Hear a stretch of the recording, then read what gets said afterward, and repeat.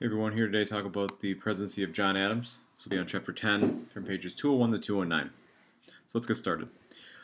So the first thing we have to really kind of get is that George Washington doesn't really seem to be human. He's almost like a mythical figure in our nation's in our country's history, and he's incredibly important. When George Washington leaves after 8 years in office, it's a huge test because one of the great things about Washington is that everyone agreed that he was the man to be president. He's the only president in American history to have won an election unanimously. Everyone voted for him. There wasn't a single electoral vote for the other side. And he was a stabilizing factor. I mean, we always kind of made fun of him as a general for not winning many battles. But the one thing he was very good at is he was a very stable figure. Okay, and he realized that everything he did as the first president of this country would set a precedent for other presidents to follow. So he was very calculating as to what he did, and he was very, very careful. Despite his urgings, we see that. Despite his urgings, we see that political parties do kind of rise up. Okay, and when he does leave office, Washington is actually being criticized, which a lot of people are kind of surprised at. And we're starting to see kind of that partisan politics that we are pretty used to today. During this time, we see Federalists being the one party that Washington supports, that isn't necessarily part of, but he supports the Federalists because he believes in a strong central government. And then we see the Democratic Republicans, which are led by Thomas Jefferson. Okay, and it is a very polarizing time when Washington leaves. Okay, Federalists and Democratic Republicans don't even drink in the same bars. Okay, which is pretty surprising. You know, I think in Wisconsin we've kind of been used to this kind of very polarizing political landscape, you know, with the Wisconsin recall elections and now the very kind of polarizing Romney-Obama election and stuff going on right now. So we kind of get that. But I mean, this is really to the extreme. I think usually people can look past political alliances and still be friends. But back then it was very contentious. All right.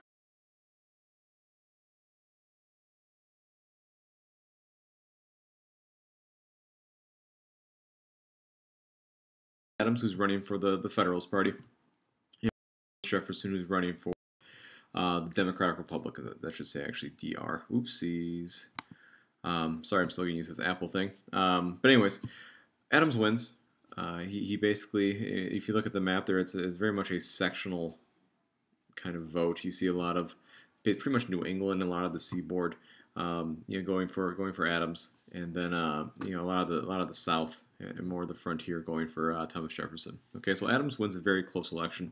Now, one of the weird things about American politics is that the vice president was the person that came in second. So Thomas Jefferson becomes the vice president to John Adams because Thomas Jefferson came in second, which I guess made things a little interesting. It'd be kind of interesting to think of like the Obama-Romney election. I mean, imagine if like Romney wins, Obama would have to stop being president to become the vice president, and vice versa. And so it's a very interesting kind of way they did things back then. So, anyways, issues here. John Adams comes. He's in a very difficult position. Okay, like I've already mentioned, he's got a very hostile political environment. He's a Federalist. The Democratic Republicans obviously are not going to be a big fan of him. But Adams doesn't really even have any supporters within his own party. Alexander Hamilton is really the leader of the Federalist Party.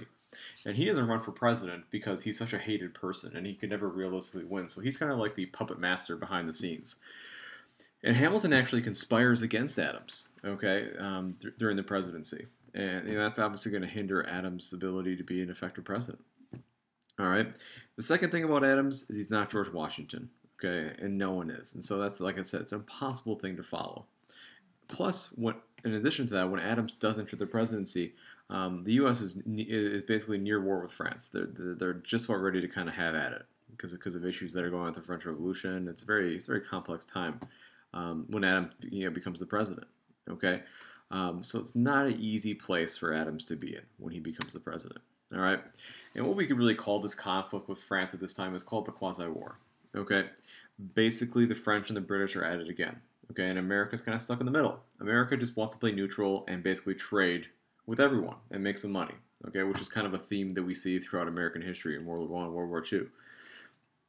And basically, what the French and the British start doing is they basically try to shut down trade to either country, and so American shipping kind of gets in the way. And so the French are the first to stop shipping going to Great Britain, and that really irritates a lot of Americans. Okay, there's actually calls for war. But John Adams and George Washington are both of the same mindset that America is too young for war. That if they get into a war, it could be disastrous. It could tear the country apart. They don't have enough money. They don't have a really good military, and so it's really not a good place to be in. However, John Adams is facing incredible pressure within his own party that he needs to go to war, that the French need to go down. Okay? Um, Now, Jefferson's Democratic Republicans are very much in favor of the French, and so they're not going to be really clamoring for war. But Adams is in a very tough position where he's being pushed towards war, but he knows that he doesn't want to go to war. And in fact, when it's all said and done, Adams will actually say that his biggest accomplishment is not going to war. Okay, it's a very big deal. And so Adams tries to negotiate with the French to try to avoid war. And so he sends an American delegation to negotiate with the French. Okay, and this becomes, a very embarrassing thing for the Americans. The American delegates get to Paris, and before they're even allowed to speak with French officials, the French officials will not see the Americans unless the Americans bribe them and pay a sum of money. Okay, now this was actually like common practice back in the day. You would actually pay to talk to people, which sounds kind of weird, but the Americans are enraged by this. Okay, they actually have a saying that goes something to the effect of, millions for defense, but not one penny for tribute. And so the Americans are just fired up that the French treat them like this. They're very insulted by this. And so the U.S. suspends trade with France. There's pretty much a full-blown war at sea where American merchantmen are being captured. We try to capture French merchantmen. And it's kind of like a shooting war that goes on for 2 years. I mean, this is a country that helped us become independent, only a couple of decades earlier during the Revolutionary War. So this is kind of really weird that this is going on. And once again, Adams is being pressured even more and more and more to kind of just have a full-scale war with the French. Okay, but anyways, the real consequence of the Quasi-War with the French is that Adams is kind of tricked into passing these laws. Okay, the Federalists see this environment as a great time to go after their political enemies, and so the Federalists have the power, in Congress and the Presidency, and so they pass a series of laws known as the Alien and Sedition Acts. So there's 4 laws, okay, and the laws are supposed to be aimed at pretty much aliens, but there's one law that's not really aimed at aliens. And when they talk about aliens, we're not talking about like people from Mars. We're talking about like immigrants and stuff like that. All right. So the first law is basically a requirement to make immigrants wait 14 years before becoming citizens. Okay, and this is a long time. Back when people only lived to be in their 40s, and 14 years is a long time to wait to become a citizen, be able to vote. And many people see this as kind of an attack against the Democratic Republicans' political base, because a lot of new immigrants actually voted for Democratic Republicans, and so a lot of people saw this as a way for the Federalists to restrict the power, of those people. Okay, the second and third laws in the Alien Seditions Acts basically said the president could instantaneously deport any immigrant that he felt was dangerous to the U.S. So if he felt that like French people were dangerous, you get rid of them. Okay, you could just say out, you're done. Okay, the fourth law dealt with sedition. Now this is like just direct assault. And when you look back at all these laws, I mean, this is the most, I think, terrible one. Okay, basically, sedition means inciting rebellion. Okay, so this law stated that no one could say or print anything false, scandalous, or malicious against the federal government. In other words, we're at war. Don't say anything bad about the government or hinder the war effort in any way. If you do, you're going to jail. Okay, I mean, so that's a pretty harsh law. Okay, and it goes right against the Bill of Rights and the very First Amendment. I mean, the pen's not even dry, or the ink's not even dry on this parchment, and already the First Amendment's kind of being shredded. Okay, so this is very serious stuff. All right, and unfortunately, Americans have kind of a tradition of kind of like tearing up our civil liberties and the Bill of Rights whenever we kind of get into a war. Abraham Lincoln, he imprisoned people during the Civil War without trial. He also took away freedom of speech during the Civil War. During post-World War, we had the Red Scare, so you couldn't really be a communist, even though that we have the right to believe whatever we want to believe in this country.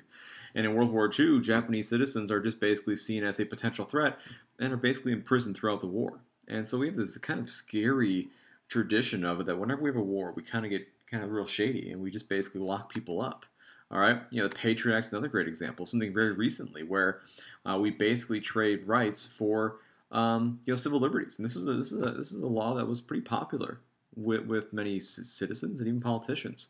As of 2002, just a year after the 9/11, 47% of Americans say, yeah, take away some of our civil liberties if it helps us stop terrorism. So we'll give up civil liberties, for a way to kind of keep our freedoms. All right. So, anyways, this kind of backfires on the Federalists. Okay, this starts to build resistance to them, and it's led by Thomas Jefferson and James Madison. Okay, these guys both write these resolutions, okay, that are sent to the legislatures of Kentucky and Virginia, and it basically argues that the federal government's the creation of the states. That the states got together and created this federal government, and as a result, because they created the federal government, they have the right to nullify federal law. This is known as nullification. Now, eventually, this will be shot down by the Supreme Court, but it's kind of this idea is out there that states have the power, states have the right. And that becomes a very strong belief in southern states and eventually culminates in the Civil War. So anyways, like I said, we get through the Adams presidency. It's good. He keeps us out of war, which is very important for the nation at this point in time. But he's going to have a really hard time getting elected. Okay, the Jefferson's Democratic Republicans are just fired up. Okay, that they're angry at the Alien Sedition acts. I mean, it's unconstitutional. Adams looks terrible, and so he's gonna have a real hard time winning this election. Okay, so you have Hamilton's Federalist. Okay, and these Federalists are people that believe national government is supreme. They're very arrogant. They believe that power should be with the wealthy and the educated. John Jay is even quoted as saying, "Those who own the country ought to govern it." They support private enterprise. They not that these things are all horrible. I should kind of stop that, but they believe in very loose interpretation of the Constitution. Okay, they're scared of the people. They don't really think that people are smart enough to run their own government. Okay, and the Jefferson's Democratic Republicans are completely opposite. They don't think the power should lie in the center. They believe state governments are supreme. They believe government should promote agriculture. I mean, they believe in strict interpretation of the Constitution. Okay, so you can't really find two completely opposite parties. I mean, it's pretty incredible when you think about it. All right. So, anyways, the election of 1800 is one of the most important elections in American history. Not because one political party is more important or right or one's wrong, but really it's the first election that we have where there's a loser. Okay. I mean, the Federalists had the first two presidents. They had George Washington, who everyone supported, and then John Adams is the next president. And I guess the question on everyone's mind is, if Adams loses, will the Federalists go down peacefully? I mean, we can look throughout history and we can see that there are many occasions where the party in power doesn't step down. Okay, so this is huge that indeed lose to Jefferson, which is a repeated election of 1796. Adams steps down.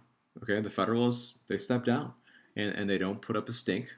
They concede defeat, and they step aside, and the country goes on their way. And that's a very important precedent, that when you lose, you acknowledge that you lost, you wish the winners good luck, and you simply you move on. You try to work together for the better of the country. So it's a very important precedent that is set by John Adams when he leaves office. Okay, and kind of on a side note, one of the most interesting stories of I think American history is that Alexander Hamilton is killed in a duel shortly after this election, or in this time period, I should say. He's actually killed by Aaron Burr, who at the time is the vice president of Thomas Jefferson. So Alexander Hamilton, leader of the Federalist Party, gets into a duel with the current vice president of the Jefferson administration. And Hamilton, is not a fan of dueling. And so when the duel does occur, he just takes his gun, sticks it up in the air, and shoots it. Okay? And, Aaron Burr then takes his gun and shoots Hamilton right in the gut. And Hamilton dies an excruciating death, and the Federalists lose one of their most important person. And that's going to kind of mean kind of the end to Federalist power. So anyways, kind of an interesting side note there. So anyways, hope you didn't find this too mind-numbing. Have a fantastic day.